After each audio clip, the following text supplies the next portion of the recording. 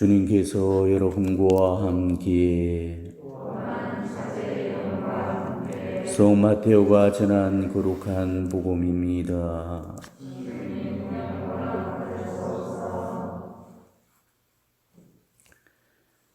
그때 예수님께서 사도들에게 말씀하셨다.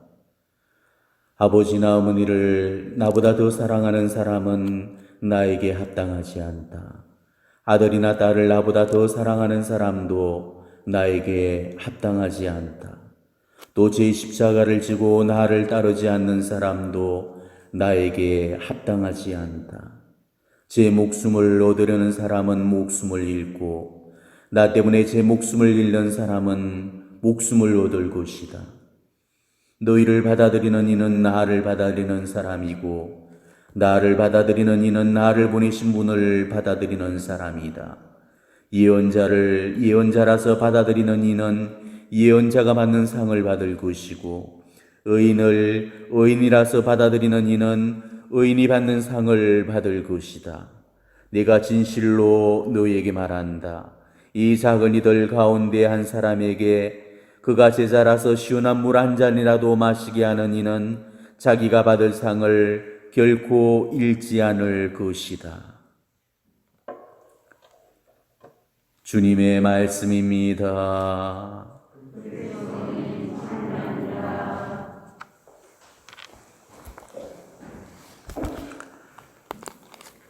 네, 오늘은 연중 제13주일과 동시에 교황주일입니다. 특별히 교황성화를 위해서 기도를 드리고 또 교황님과의 일치를 다시 한번 우리가 다짐하는 그런 날입니다. 초대 교황님이 누구셨죠? 초대 교황님? 그렇죠.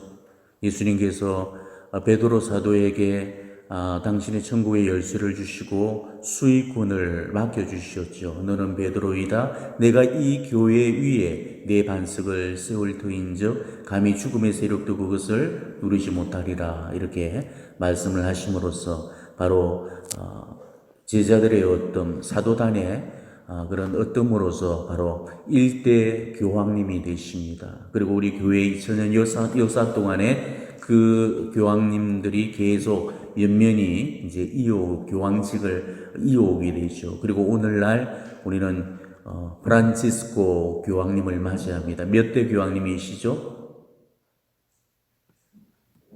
대충 266대 교황님이십니다. 그까지는 우리가 꼭 외워야 될 그런 필요는 없겠지만은 그래도 우리 교회의 하나의 역사잖아요. 그죠? 266번째 교황님이시라는 거. 성 베드로가 초대 교황님이셨기 때문에 성 베드로 바오로 대축일 언제죠? 성 베드로 사도와 바오로 사도 대축일이 내일이잖아요. 그래서 가장 가까운 그 주일에 이 교황주일을 지내도록 그렇게 우리 교회가 하고 있습니다. 그래서 이 연중제 13주일에 교황주일을 지내고 있는 거예요. 교황님은 단순히 그 성베드로의 계승자로서 가톨릭 교회의 수장만이 아닙니다. 교황님만큼 아마 엄청나고 막강한 그런 직책이 부여된 그런 분도 없을 거예요. 교황성화의 공식적인 그런 직함만 보더라도 교황님이 얼마나 비중 있는 인물인가를 우리가 알게 됩니다. 교황님께 부여되어 있는 그 공식적인 직함을 한번 볼까요? 그리스도의 대리자, 사도 베드로의 후계자, 서방교회의 총대주교. 서방교회라는 건 우리 가톨릭 교회를 일컫습니다. 동방교회, 서방교회. 그 다음에 로마 광구의 광구장 주교, 이탈리아의 수석 대주교, 그리고 바티칸 시국의 원수. 바티칸 시국은 세계에서 가장 작은 나라입니다. 인구가 900명이고요. 0.4제곱킬로미터에 밖에 되지 않는 그런 영토지만은 엄연히 하나의 독립된 그런 국가로서 존재하고 있습니다. 바로 그 국가의 최고 통수권자가 바로 교황성하이십니다. 이처럼 교황님의 직책이 높고 많다는 것은 그만큼 거기에 따르는 책무가 무겁다는 그런 또 다른 반증이 되겠죠. 우리 인류 최고의 지성으로서 또 세계적인 정신적인 지도자로서 또 영적인 스승으로서 인류의 공룡과 평화의 사절로서 불철주야 헌신하시는 분이 교황님이십니다. 이 세상의 어떤 종교 지도자들도 역대 우리 교황님들이 해냈던 그런 역할을 따라가지를 못하죠. 이 세상이 어려움에 직면할 때마다 교황님들께서 그 하나님의 뜻을 전달해 주시고 우리 인류에게 바로 중재와 조정과 또 화해를 이렇게 이끌어내셨던 분이 교황님이셨습니다. 우리는 지금 프란치스코 교황님을 모시고 있습니다. 그리고 우리 프란치스코 교황님 이전의 교황님들 아마 우리만큼 훌륭한 그런 교황님을 많이 모신 세대가 거의 없을 겁니다. 지난 세기에서부터 우리는 너무나도 훌륭한 그런 교황님들을 줄곧 모셔오고 있습니다. 어느 한 번도 훌륭하지 않은 분이 없을 정도로 정말 대단히 훌륭하신 그런 교황님의 역사 안에서 정말 가려낼 수 있는 그런 아주 귀감이 될 만한 그런 교황님들을 지금 우리 세대에 다 모시고 있죠. 성요한 23세 제2차 바티칸 공의회를 시작함으로써 우리 교회의 개혁을 이끌어냈던 교황님이시죠. 결국은 그분의 인품이며 그런 덕이 우리 교회의 그런 모범적이라고 해서 우리 교회가 성인 시승을 했습니다. 그래서 성인의 반열에 드셨고요. 그 다음에 성 바오로 6세 바티칸 공의회를 하는 중에 성요한 23세가 서거하십니다. 그래서 성 바오로 6세께서 제2차 바티칸 공의회 2회기를 이끌어내셔서 결국은 교회의 그런 개혁을 완수하셨던 분이시죠. 이분도 훌륭한 인품과 덕망으로 성인품에 오르셨습니다. 그리고 요한 바오로 1세, 그리고 성 요한 바오로 2세, 그리고 베네딕토 16세, 프란치스코 1세, 이까지 이 6분의 그런 교황님들이 너무나도 훌륭하신 그런 분들이시죠. 그리고 지금 우리 교회는 2분의 교황님을 모시고 있습니다. 이거는 아주 센세이션한 일. 아마 앞으로도 아마 이런 모습을 우리가 보기 드물 정도로 우리 교회에서 절대 평범한 그런 일이 아닙니다. 교황님이 2분이 한 번에 이렇게 교황직을 수행하는 경우는 없거든요. 원래 이 교황직이라는 것은 종신직입니다. 죽을 때까지 그 목자직을 수행을 하게 되죠. 교황님이 성하실 때 돌아가시고 난 이후에는 교황 장례를 치르고 나서 주기경단에 의해서 꽁클라베라고 들어보셨죠? 네, 바로 교황님을 선출하는 그 선출권과 피선출권을 주기경단이 가지고 있습니다. 그 주기경단에 의한 꽁클라베로 교황님을 이렇게 뽑게 되죠. 그런데 지금 죽을 때까지 종신직으로 계셔야 될 베네딕토 16세께서 바로 그 관행을 깨뜨리게 되십니다. 베네딕토 16세께서는 고령의 연세로 교황직을 도저히 수행할 수 없다고 하시고 스스로 권좌에서 물러나셨고, 그렇게 해서 새 교황님이 선출되셨는데 그분이 바로 프란치스코 교황성합니다. 작년인가요? 우리 영화가 하나가 나왔습니다. 두 교황. 보신 분들 한번 손 들어 보실까요? 아무도 안 계세요? 영화관에서 상영을 오랫동안 하지를 않았습니다. 혹시나 집에서 넷플릭스인가 그걸 보시는 분들은 넷플릭스에서 지금 그 영화가 상영이 되고 있습니다. 한번 보실 만한 그런 영화입니다. 이 두 교황님의 얽혀있는 스토리, 베네딕토 16세 교황님이 고령의 연세에 또 여러 가지 그런 사건에 연루가 됩니다. 그 주간에 교황청의 그런 기밀 문서들이 유출되고 그리고 또 교황성하께서 아동 성추행 사건에 연루된 그런 사제들을 옹호하고 파직을 시키지 않고 어떤 이런 일련의 그런 사태들이 눈사태처럼 불거지면서 그리고 도저히 그 압박감에 견디지 못했던 베네딕토 16세께서 바로 그 권좌를 프란치스코 교황에게, 프란치스코 대주교님에게 이제 성계를 받아라 하면서 이렇게 물려주시는 그런 어떤 얘기들, 그리고 나중에 끝에는, 베네딕토 16세는 우리가 알 때 굉장히 보수적인 그런 분으로 사회적으로 인식을 하죠. 굉장히 낡고 고루하고 아주 개케묵은 그런 신심과 그런 어떤 교회 계획을 전혀 이끌어내지 못하고 어떤 우리 교회 안에서 관행대로만 살아온 아주 전통주의고 낡고 고루한 보수주의로 이렇게 평화를 하고 있습니다. 그래서 그 교황님과 또 거기에 비견되는 프란치스코 교황님, 정말 관행이란 관행은 무참하게 다 깨뜨리면서 정말 획기적이고 파격적인 그런 행보를 보여주시는 그런 교황님이시죠. 바로 그 교황님이 결국은 말로서 이렇게 마찰을 하면서 여러 가지 자신의 그런 의견들을 피력하는 과정에서 스파크가 뛸 만한 그런 대화들을 막 나누시죠.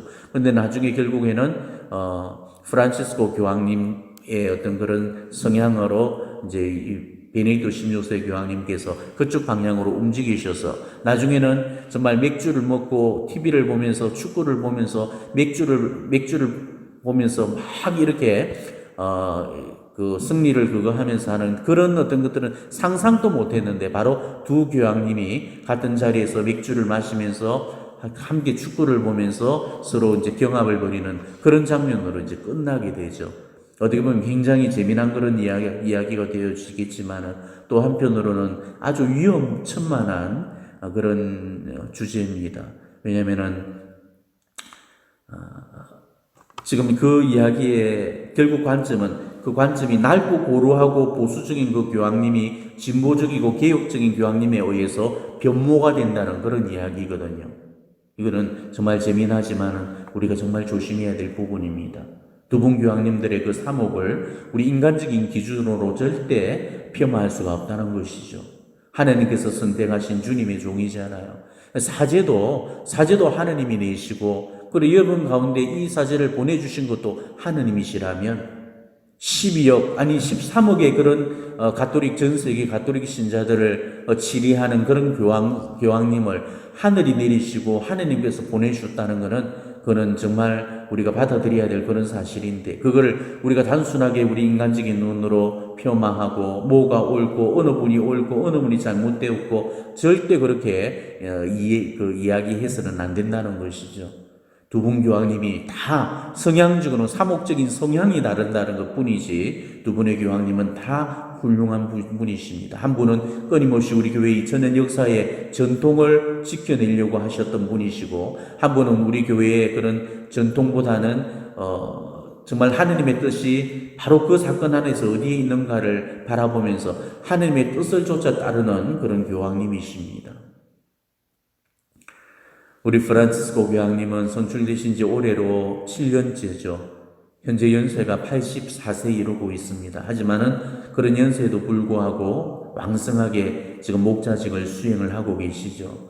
가난한 이들을 위하는 우선적인 선택이라는 그런 기치를 걸고 당신의 교황명도 프란치스코라는 그 명을 가지게 되죠. 지금까지 265번째 교황님까지 프란치스코라는 그 이름의 그런 교황명을 지니신 교황님이 한 분도 안 계셨습니다. 하지만은 언제나 가난한 사람들, 소외받는 그런 사람들을 우선적으로 선택하고 만나시겠다는 당신의 그 의지가 교황명에 그대로 나타나 있죠. 예수의 회원이십니다. 그러니까 예수회의 그 회원이시기 때문에 굉장히 자유분방한 그런 사고와 의식을 지니신 분이죠.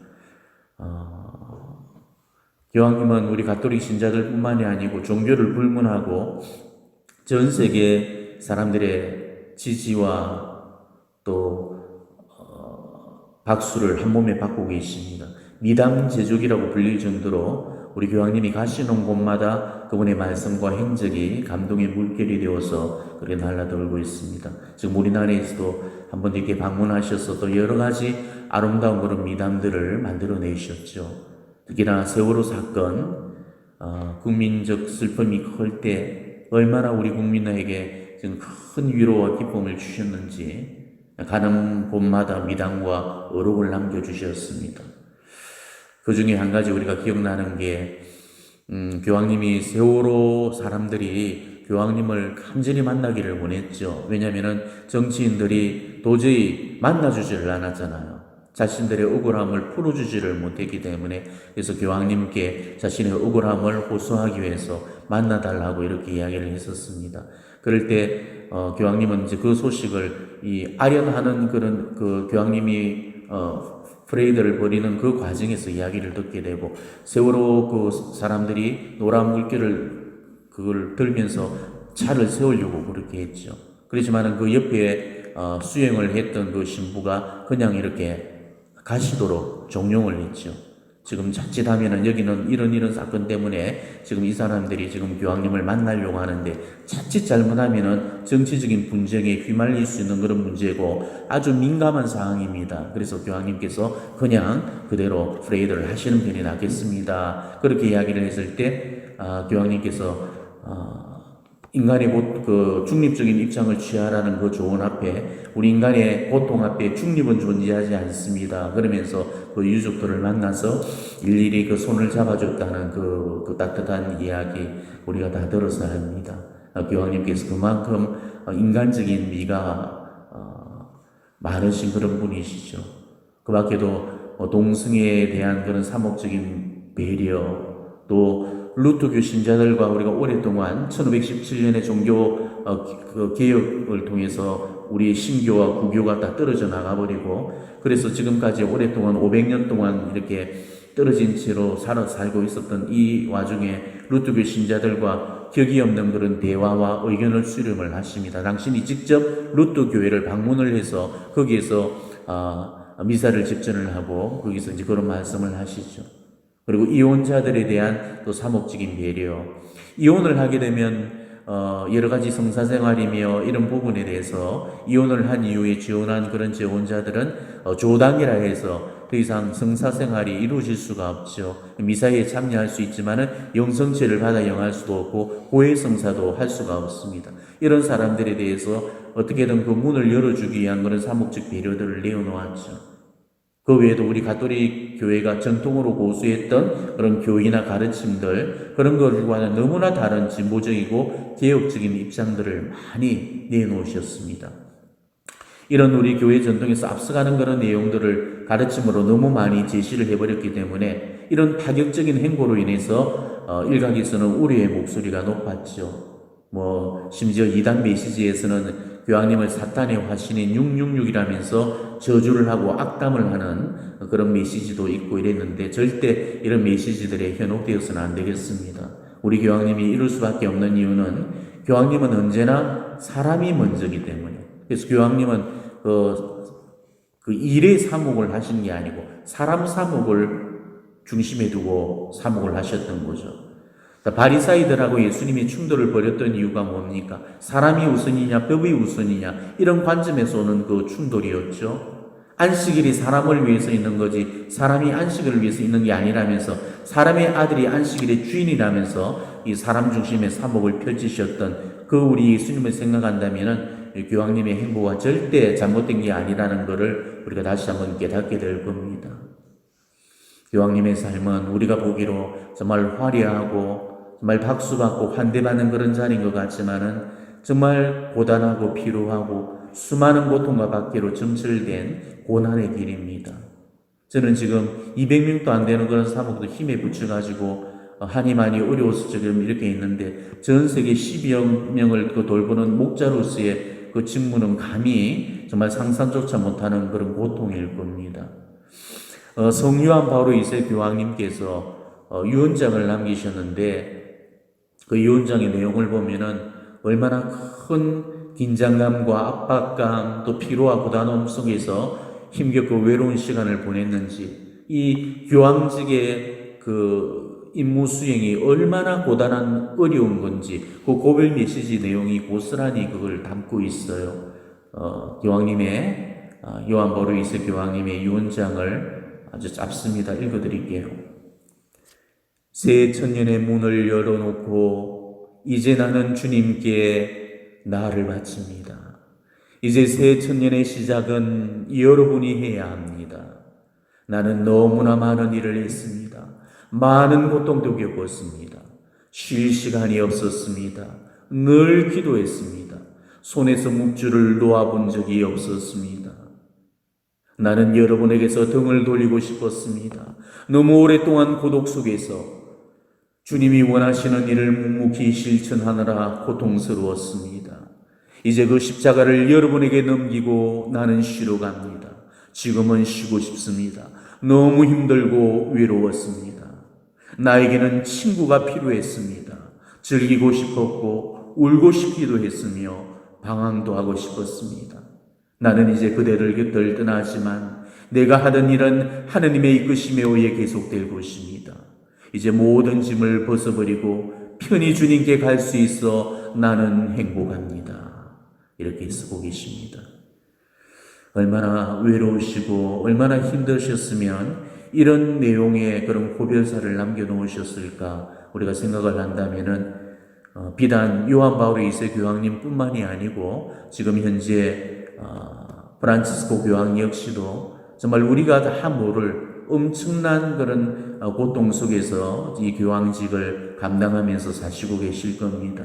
그래서 우리가 특히나 교황 생활을 위한 그런 기도가 필요한 이유도 바로 이래서 그런 거죠. 그래서 우리가 오늘 교황님을 위한 그런 기도 조용히 눈을 감고 저와 함께 바치면서 우리 교황님께서 영육간으로 건강하시고 또 교황직을 훌륭하게 수행하실 수 있도록 우리의 작은 여력이나마 보태주 드릴 수 있도록 교황님을 위한 기도를 마음속으로 함께 바쳐주시기 바랍니다. 모든 믿는 이의 목자요 임금이신 하느님, 친히 주님의 일꾼 프란치스코를 거룩한 교회의 목자로 세우셨으니 인자로 굽어보시어 교황 프란치스코가 말과 모범으로 신자들을 보살피다가 맡은 양무리와 함께 마침내 영원한 생명에 이르게 하소서. 우리 주 그리스도를 통하여 비나이다.